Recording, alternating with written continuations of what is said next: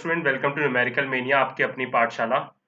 My name is Aman Kukreti. तो आज हम डिस्कस करेंगे हाइब्रिड। अब आजकल क्या हो रहा है, यहाँ पर जो मिलिट्री एक्टिविटीज थी आजकल, क्योंकि ये चीजें पॉसिबल हो नहीं पा रही क्योंकि हर एक कंट्री अपने उसमें डेवलप हो चुकी है। तो यहाँ पर जो मिलिट्री, जो यहाँ पर हम पावर यूज करते थे कि हम मिलिट्री के थ्रू अटैक करते थे, तो वो चीजें अब नेग्लेक्ट होती जा रही हैं। अब जो यहाँ पर नया केस सामने आया है वो आया है हाइब्रिड डेटा वॉरफेयर का।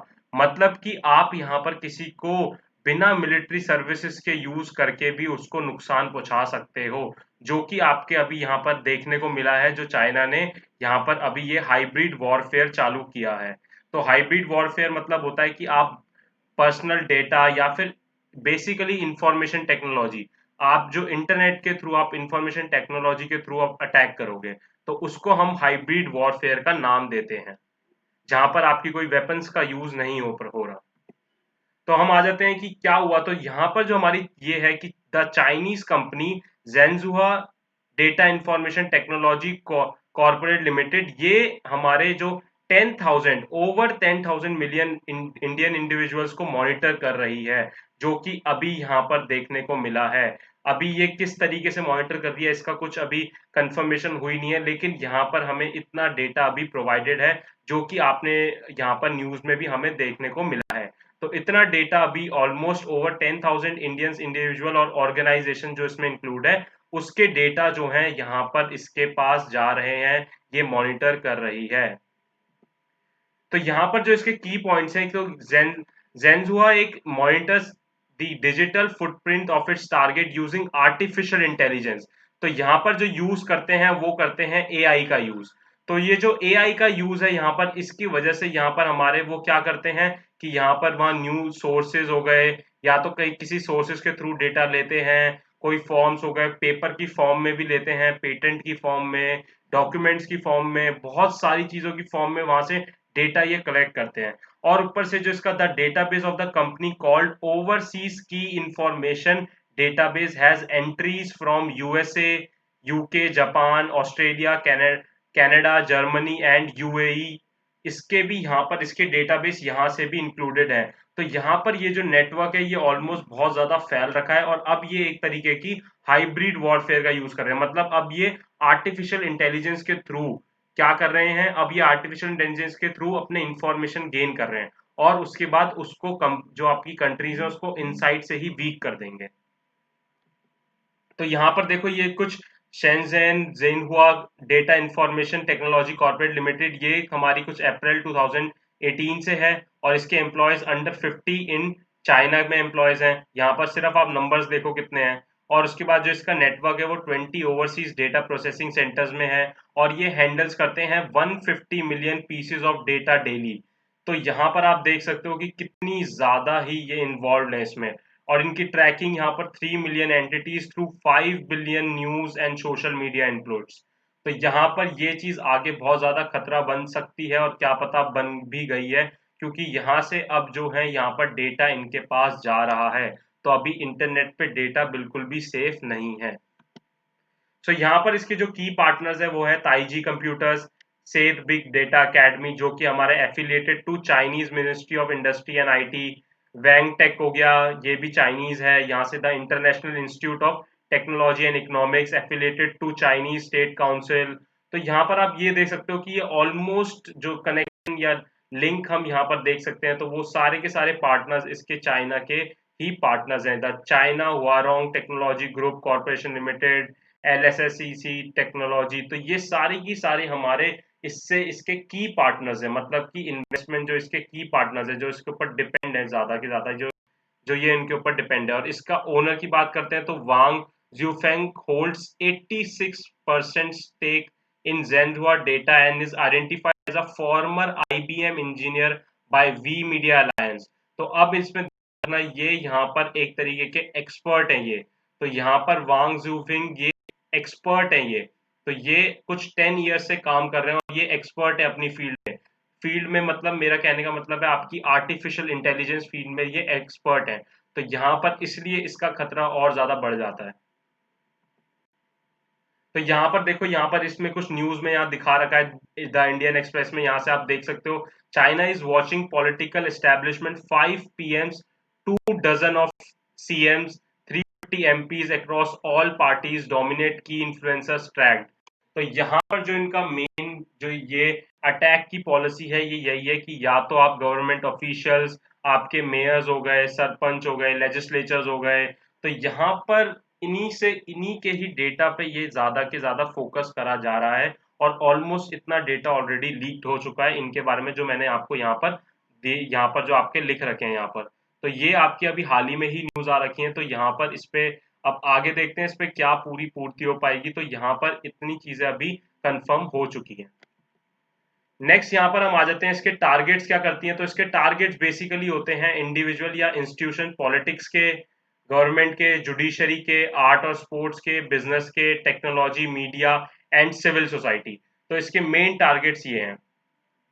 अब यहाँ पर जो है वो, अब जैसे मैंने आपको पहले बोला था कि उसके की पार्टनर्स जो हैं वो सारे के सारे चाइनीज गवर्नमेंट के हैं। तो मतलब जो इसका शक जाता है वो तो उन्हीं के अकॉर्डिंग जाता है कि चाइनीज गवर्नमेंट से है लिंक, है ना, चाइनीज गवर्नमेंट एंड उसकी इंटेलिजेंस से लिंक है। लेकिन यहाँ पर चाइनीज गवर्नमेंट ने सीधा डिनाई कर दिया, उसने सीधा मना कर दिया कि ऐसा कुछ है नहीं, ना हमने कोई ऐसे प्रोवाइड इंफॉर्मेशन दी है, तो उसने सीधा ना कर दिया। तो यहाँ से जो हमारा this information can be use for strategic and intelligence services of China for hybrid warfare. तो अब क्या होगा, यहाँ तो उन्होंने ना कर दिया, तो अभी तो उन्होंने ना करा है, लेकिन हमें अभी कंफर्म पता नहीं है। तो अब ये अगर ये चीज सच हो गई तो यहाँ पर हाई, और ये आपको मैं बता दूं, हाइब्रिड वॉरफेयर आपके वेपन से भी ज्यादा खतरनाक हो सकता है, क्योंकि आपके कंट्री की इंफॉर्मेशन आप किस तरीके से हैंडल कर रहे हो, कैसे चीजें चल रही हैं, वो सारे का सारा उसके अंडर आ जाएगा, जो कि बहुत दिक्कत है। आपकी फेक न्यूज फैलना चालू हो जाएगी, रूमर्स फैलना चालू हो जाएंगे, अफवाहें फैलना चालू हो जाएंगी, पब्लिक में इनसिक्योरिटी आ जाएगी, चीजों में काम करने में सब डरेंगे। तो ये चीजें बहुत ज्यादा दिक्कत करेंगी आगे। नेक्स्ट हम इसके कुछ लीगल एक्सपेक्ट पे आ जाते हैं कि चलो आप सबने ये भी सोचा होगा कि हाँ ठीक है, अगर ये कर भी रही है तो क्या इसके ऊपर कोई इंडिया में एक्ट नहीं बना हुआ जो इसको इसके अंडर आता हो। तो बना है, information technology rules 2001 under the act, IT act 2000। लेकिन इसमें क्या है, यहाँ पर हमारा ये जो कवर करता है वो सिर्फ पर्सनल डेटा कवर करता है, लेकिन नॉट इंफॉर्मेशन अवेलेबल फ्रीली और accessible in the public domain. Public domain के लिए ये चीजें अलाउड नहीं करता। लेकिन जो यहाँ से अभी तक जो जेनजुआ कंपनी का जो अभी डेटा है, ये सारा एक तरीके से हम कह सकते हैं पब्लिक डोमेन के थ्रू आया। और यहाँ पर इसलिए भी ये चीज है कि यहाँ पर जो हमने इस कंपनी को देखा, जो जेनजुआ कंपनी है, ये डेटा कलेक्शन में है। यहाँ पर जो हमारा ये रूल बना हुआ है आईटी एक्ट 2000 के अंडर, तो यहाँ पर है कि आप बिना किसी के कंसेंट के डेटा कलेक्ट नहीं कर सकते। मेरा डेटा मेरे कंसेंट के थ्रू ही, मतलब मेरी मर्जी के थ्रू ही कलेक्ट होगा, लेकिन वो चीज नहीं हो सकती। लेकिन जो मेन प्रॉब्लम आ रही है कि the law is impossible to enforce in a foreign jurisdiction.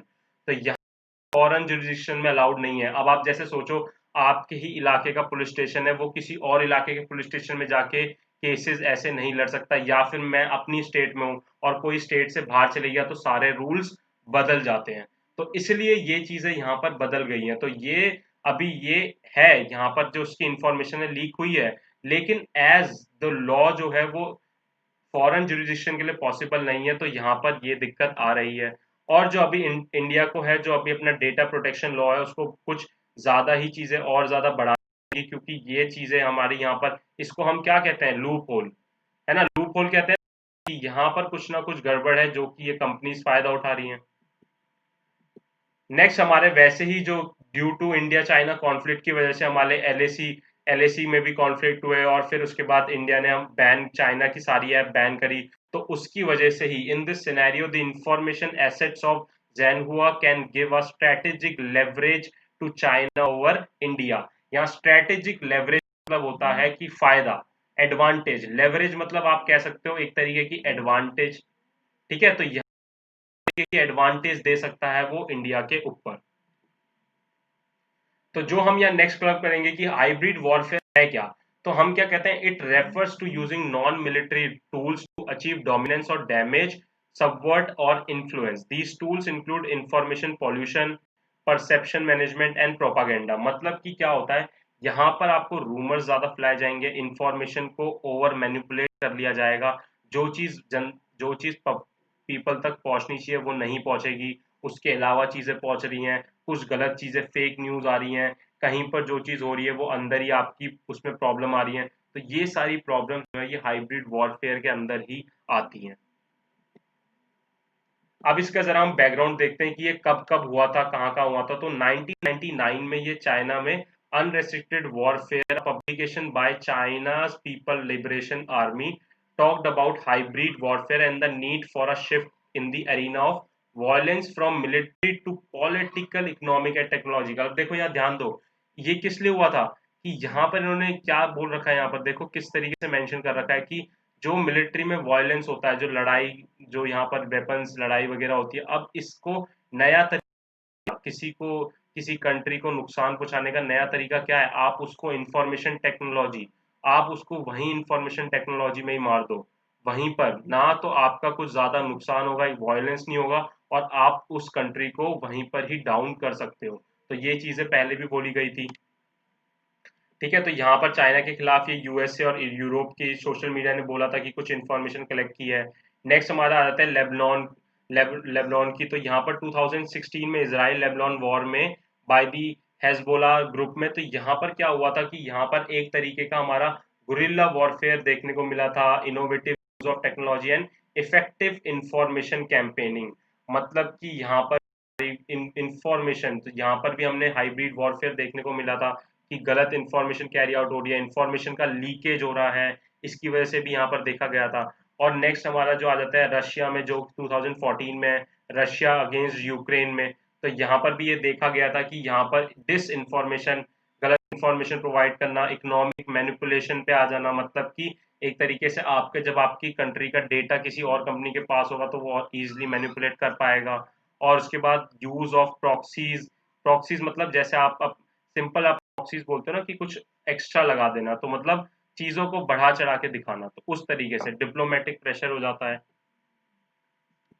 Next, अब इसके थ्रेट्स क्या होंगे, तो साइबर अटैक्स, यहाँ पर जो इसके थ्रेट्स हैं, तो साइबर अटैक्स, यहाँ पर अटैक्स क्या कहते हैं, सबसे ज्यादा जो आगे के आने वाले टाइम में सबसे ज्यादा जो दिक्कत देगा वो हमारे देंगे साइबर अटैक्स, क्योंकि ये एक ऐसे अटैक्स हैं जो आपको बिल्कुल जड़ से हिला देंगे।